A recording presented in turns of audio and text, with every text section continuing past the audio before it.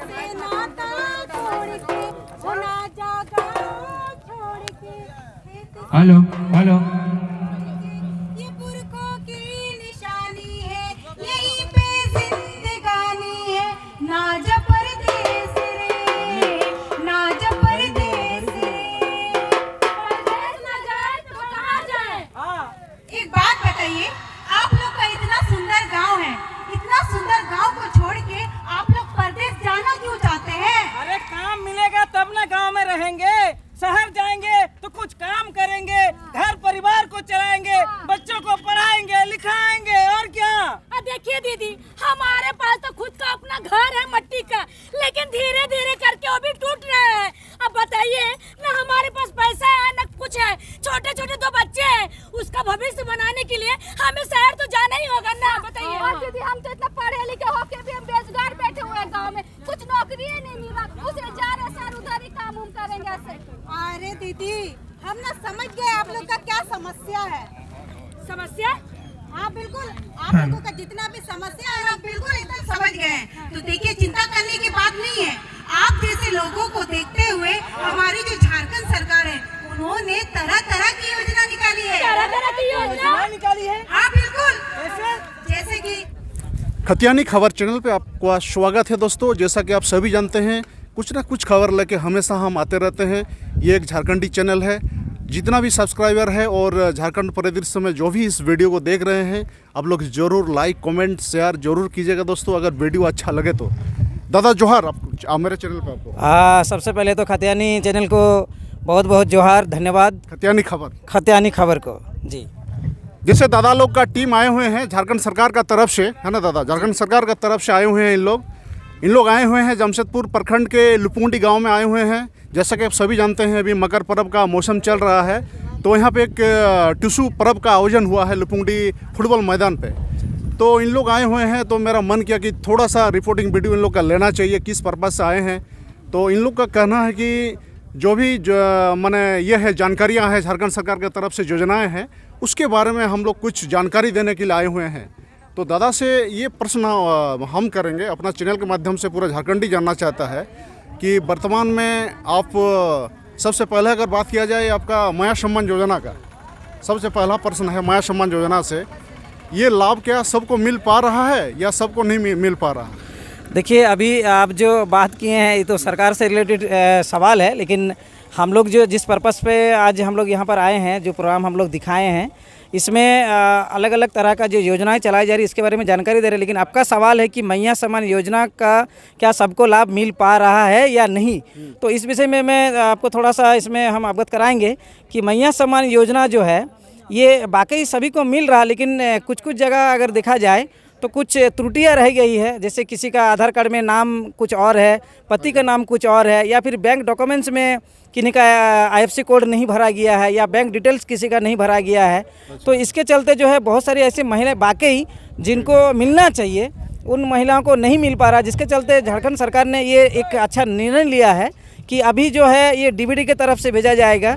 DBD यानी कि direct bank transfer किया जाएगा, और आधार कार्ड जिनका बैंक खाता में लिंक है उन्हीं को ही दिया जाएगा। क्योंकि आप भी जानते हैं कि जब भी कोई योजना अगर चलाया जाता है सरकार की तरफ से तो फर्जीवाड़ा होने का बहुत डर रहता है। कहने का एक सवाल था, मतलब जैसे आपका माया सम्मान योजना जो सरकार ने लॉन्च किया था जी, माने 3 महीने का पैसा जो है इलेक्शन से पहले ठीक आ गया अकाउंट में, ठीक है ना, पेंशनधारियों के अकाउंट में आ गया जी। अभी देखा जा रहा है कि जो 2500 रुपया सेंड किया है उसमें अधिकतर आपका माने किसी को आ रहा है गांव में, तो किसी का नहीं आ रहा है जी। अगर गांव में मान लीजिए आपका 100 महिला ने एप्लीकेंट है, 100 का पहले आता था 1000 रुपया करके ठीक आया जी, अभी कुछ को आया और कुछ को नहीं आया। तो इस तरह का त्रुटियां माने क्यों हो रही है? हम आपको बताना चाहेंगे कि देखिए, जब फॉर्म भरा गया था तो उसमें कुछ कॉलम दिया गया था कि उस कॉलम में आपको टिक मारना है या नहीं मारना है। जैसे बहुत सारे गांव में वो तो ओके हो गया था ना दादा, अब उन लोगों का पेंशन स्टार्ट हो गया था, 3 मंथ का ले चुके हैं। आप फिर अकाउंट वेरिफिकेशन में क्या त्रुटि? आपको हम बताना चाहेंगे कि देखिए, उसमें ये लिखा गया था कि यदि आप किसी भी प्रकार का सरकारी सहायता प्राप्त कर रहे हैं, किसी भी योजना का तरफ से हो, चाहे वो आपके घर में कोई काम करता सरकारी नौकरी है, आंगनबाड़ी सेविकाएं हैं, तो गाँव में भी ऐसा देखा गया कि बहुत सारी महिलाएं जो है वो सब चीज़ को ना ध्यान देते हुए सब में वो टिक मारा है। लाभ लेने के लिए, तो उसको अभी इसीलिए छांटा जा रहा है या उसको चिन्हित किया जा रहा है। अगर वो वाकई उस लायक है, उसको वो मिलना चाहिए तो उनको मिलेगा, ऐसा बात नहीं कि नहीं मिलेगा। लेकिन बहुत सारा ऐसा भी लोग है जो भरा पूरा परिवार है, जिनके पास 4 चक्का है, जिनके कोई ना कोई नौकरी कर रहा है, तो उन्होंने भी फॉर्म भरा है, तो उसको इसको देखते हुए एक कदम उठाया गया है। तो उसके लिए तो सरकार का खुद अपना जिम्मेदारी है कि उसको किस तरह से मतलब दिया जाए, नहीं दिया जाए, किसको दिया जाए, वो कैंडिडेट को चूज करना, आइडेंटिफिकेशन करना, वो सरकार का काम होता है। 100% आपका कहना बिल्कुल सही है। लेकिन जब योजना लॉन्च की गई थी तो इस तरह का कोई कंडीशन और शर्तें नहीं थी। और चलिए इस बात को टालते हैं, दूसरा सवाल पे आते हैं। जी जी अभी मान लीजिए पेंशन से रिलेटेड रहेगा जी। पेंशन में ये तो हो गया आपका माया सम्मान की बात, ठीक है ना। माया सम्मान से पहले की बात हम कर रहे हैं, जो 10 साल 15 साल 20 साल से जो पेंशन जिसको हमारे जो है माने काका जेठा वृद्ध जन को जो मिल रहे हैं, वरिष्ठ नागरिक लोगों को मिल रही थी। बिल्कुल बिल्कुल। महिला पेंशन जो होता है, महिला वृद्धा पेंशन होता है, विकलांग पेंशन होता है। जी जी। आज सुन रहे हैं और सोशल मीडिया में खबर भी उड़ रही है कि कम से कम 3-4 महीना से उन लोगों को नहीं मिल पाया है। तो ऐसा क्यों? एक जगह पेंशन दे रहे हैं सरकार और एक जगह से आप बंद भी कर दे रहे हैं। जो माने बुढ़ा लोगों के लिए जो आप दे रहे थे, बेचारा एक सहारा बना हुआ था, ये पर्व में काफ़ी दिक्कत हुआ उन लोगों को, देहातों का लोगों को। तो इस पर आपको क्या कहना बताइए? देखिए, हम लोग तो सरकार के लोग नहीं हैं, लेकिन फिर भी आप जब सवाल कर रहे हैं तो हम आपको इतना ही बताएंगे कि सरकार की जो योजनाएं चलाई जाती है, तो जैसे मैया सम्मान योजना जो है वो तुरंत सडनली इसको लॉन्च किया गया, उसको किसी भी तरह का कुछ भी उसमें ये नहीं देखा गया। नहीं, पहला पुराना पेंशन को क्यों बंद कर दिया? अब हम मुद्दे पर आते हैं। जैसे कि आपने बताया कि ये पेंशन क्यों बंद किया गया है, तो देखिए ये सरकार इसका जवाब दे सकता है, हम लोग नहीं दे सकते हैं, क्योंकि क्यों बंद किया गया है इसका पीछे तो कुछ कारण हम लोग नहीं बता पाएंगे।